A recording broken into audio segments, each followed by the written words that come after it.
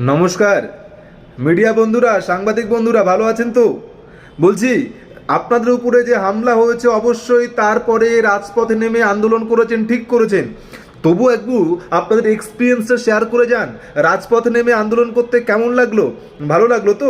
অবশ্যই, গণতান্ত্রিক দেশ, আপনাদের উপরে অন্যায় হয়েছে, হামলা হয়েছে, অবশ্যই নিন্দনীয়। আপনারা রাজপথে নেমে আন্দোলন করেছেন, এটাই খুব স্বাভাবিক ব্যাপার, একদম করবেন, একবার কেন 100 বার করবেন। কিন্তু মিডিয়া বন্ধুরা, আপনারা যে নিরপেক্ষতার কথা বলে রাস্তায় নামলেন, আপনারা যে নিরপেক্ষ সাংবাদিক সেটা প্রমাণ করার জন্য রাস্তায় নামলেন, খুব ভালো কথা। কিন্তু আপনাদেরকে বলছি, যেদিন কলকাতার রাজপথে ছাত্র যুবদের আন্দোলন হলো এবং সেই আন্দোলনে সাংবাদিকদের উপরে হামলা হলো, সেটা অবশ্যই নিন্দনীয়।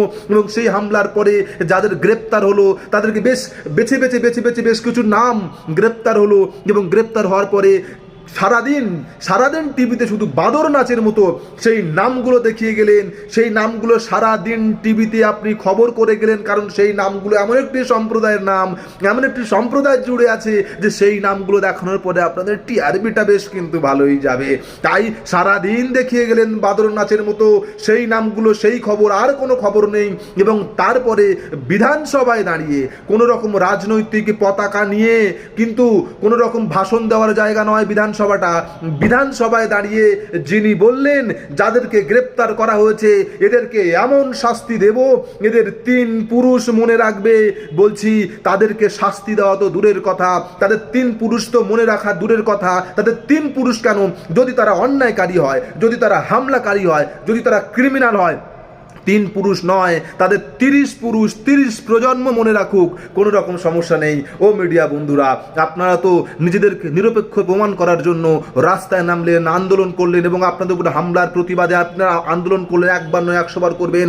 এবারে যান, সারাদিন টিভিতে যে খবরটা আপনারা দেখালেন, সারাদিন টিভিতে বাদর নাচের মতো যে খবরটা আপনারা দেখালেন, যাদেরকে গ্রেপ্তার করা হয়েছে তাদের খবর দেখালেন, তাদেরকে ছেড়ে দেওয়ার পরে এবং বিধানসভায় দাঁড়িয়ে তাদেরকে এমন শাস্তি দেওয়া হবে, তাদের 3 পুরুষ মনে রাখবে, এমন কথা বলার পরেও যিনি বললেন রাজ্যের প্রশাসনিক প্রধান, তানাকে গিয়ে নিশ্চয়ই তানার কাছে কোনো না কোনো রকম তথ্য প্রমাণ ছিল, তাই বিধানসভার মতো জায়গায় দাঁড়িয়ে এই কথাটা রাজ্যের প্রশাসনিক প্রধান বলতে পারেন, তানাদেরকে এমন শাস্তি দেব।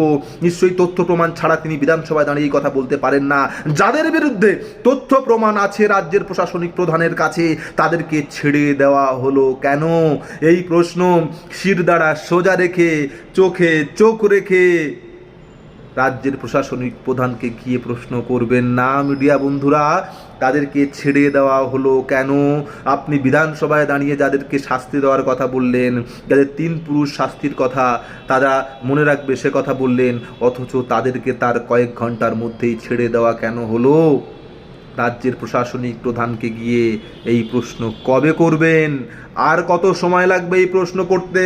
আপনাদেরকে নিরপেক্ষ প্রমাণ করার জন্য চেঁচিয়ে বলার দরকার নেই আপনারা নিরপেক্ষ।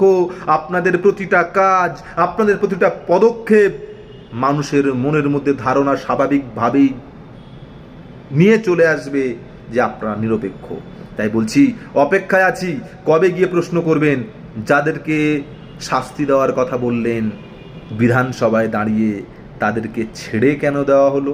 অপেক্ষা থাকলাম মিডিয়া বন্ধুরা, সাংবাদিক বন্ধুরা, ভালো থাকবেন।